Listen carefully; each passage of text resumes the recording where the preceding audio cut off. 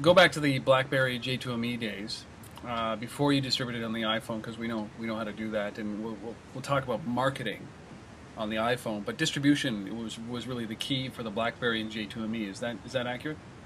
Yeah, so we started off on those platforms. Those were the platforms that we traditionally had strengths in at Magmic, and what we'd always pitched as one of our main selling points for licensing partners. The New York Times Crosswords had a relationship with AT&T already, as did we, Hmm. and so we decided that what we do is an exclusive on AT&T for the first 4 months of the product's release. Is that common though? Like with a product like this, with a brand like the New York Times? Exclusives on carriers are quite common. I wouldn't, relative to the number of products released, it's Yeah. only a small percentage, but it's common for companies to do exclusives on carriers for new product releases in order to secure positioning or marketing support from your distribution partner. So it's in their best interest to ask for exclusivity so that you don't go and sell it to another carrier or sell through another carrier if they're going to put marketing dollars behind it. Yeah, every carrier wants something that they can say that they have that their competitors don't. Hmm. So whether that's a new type of device, or whether it's a rate plan or a coverage map, or whether it's content that they have that somebody else doesn't have.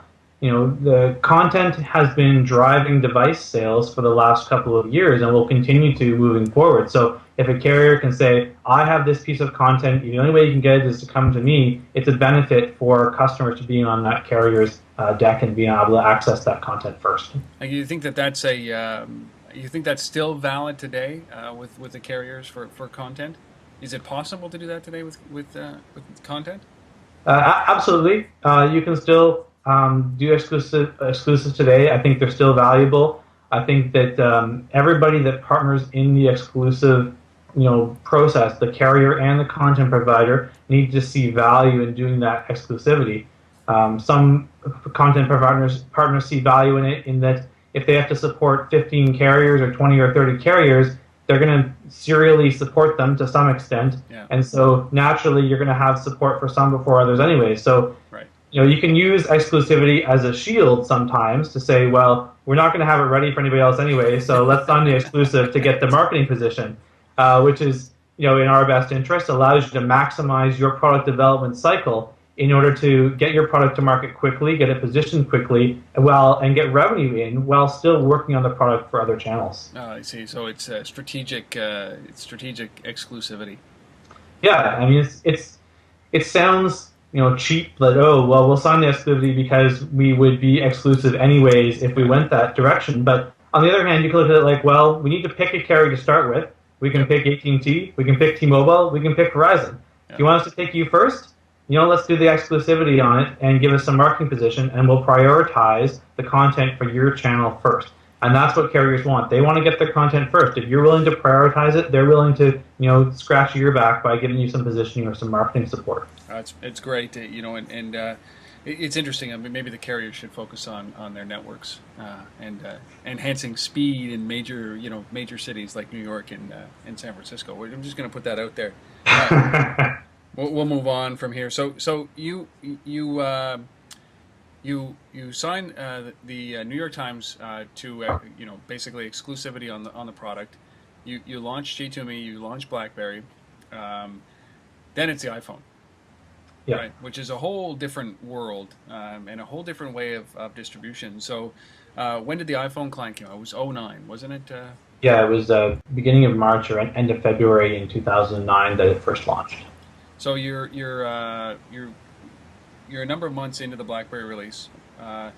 You go out to the iPhone, and what did you find? What was the contrast between the two devices, and launching for on the iPhone versus the BlackBerry? Well, the iPhone as a hardware device itself is much more powerful than the BlackBerries that were on the market at the time. Yep. And so that gave us opportunity to enhance the application. In addition, the customers on the iPhone were used to a different user experience with the applications and the games that they were playing on the iPhone relative to customers on BlackBerries. So, we pride ourselves at Magmic in having set the bar for BlackBerry game development. Yep. In terms of the quality and the content and the speed, and pushing the devices as far as they could go.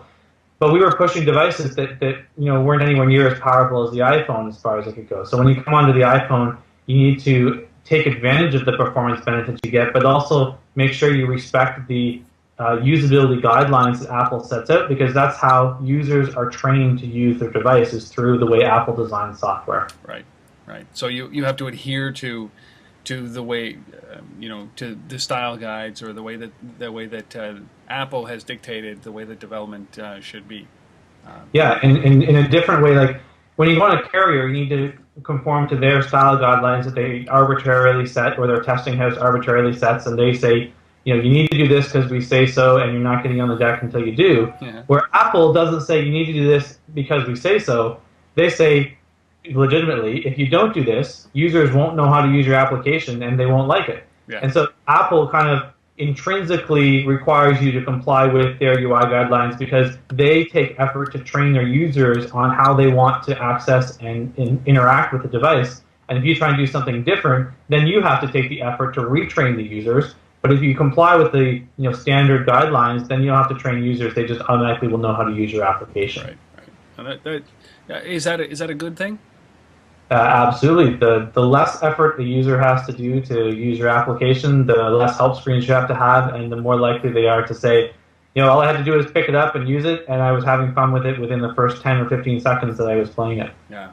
Well, it's interesting, as a complete aside, is that, I mean, a litmus test are my kids, and you think about it like any child, and you hand them a BlackBerry, and I remember handing them my BlackBerry Bold, and they would just hit the pearl button in the middle, and the light would come on, and it wouldn't unlock, and it would be fine. And I thought this was great because it would keep them occupied. Hand them my iPhone, they hit the button, they do the slider, they're into the apps, they're sending email, usability is great, but I wish there was a little bit of security on my device so that I don't come back and everybody's angry at me because they've received emails from my kids.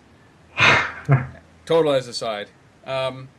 So you launch a year ago on the iPhone.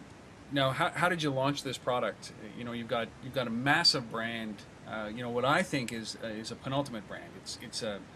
This is $1 million, this is $1 billion brand in the New York Times, and then New York Times Crossword is unto itself a huge brand. So, what kind of arrangement do you have with the New York Times? What kind of arrangement what kind of clout can you bring with New York Times Crossword into Apple? Those kind of things. Let's talk about that. Well, okay. So the product itself is the New York Times Crosswords. It gives you access to the daily New York Times Crossword Puzzle that's available in the newspaper every day in a digital format, as well as it gives you access to the archive of puzzles that the New York Times has over the decades that the New York Times has been running the all the way back.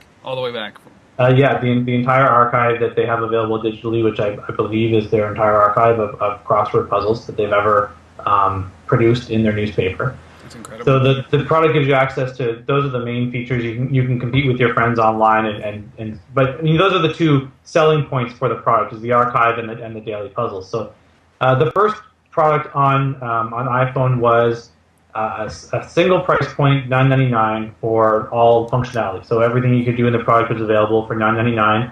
That's at launch. Yeah, sorry? That was at launch. At launch in March of 2009.